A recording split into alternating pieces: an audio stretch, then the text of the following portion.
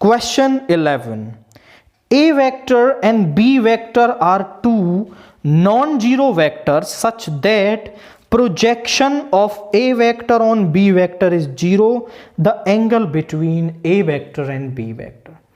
Easy but tricky question. देखिए कैसे, वो कह रहा है कि A वेक्टर का B वेक्टर पर जो प्रोजेक्शन है, projection of A vector on B vector is 0, ये हमें दे रखा है। और वो कह रहा है कि A वेक्टर और B वेक्टर के बीच का एंगल बता दीजिए। अब अगर मैं प्रोजेक्शन निकालना चाहूं, सो प्रोजेक्शन ऑफ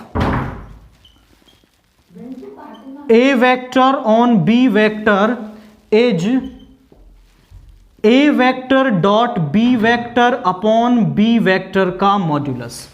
यानी कि मुझे A वेक्टर का B वेक्टर पर प्रोजेक्शन निकालना है तो उसका फॉर्मूला होता है A vector dot B vector upon B vector का मॉड्यूलस। तो ये प्रोजेक्शन मुझे यहां दे रखा है तो दोनों इक्वल होंगे।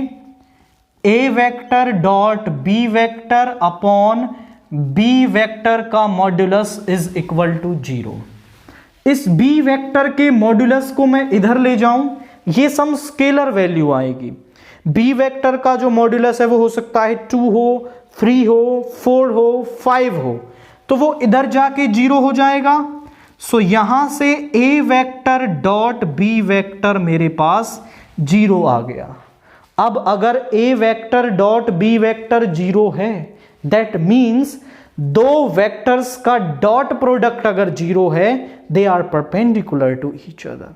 परपेंडिकुलर होने का मतलब क्या है कि दोनों के बीच का angle is π/2। So A vector is perpendicular to B vector which implies angle between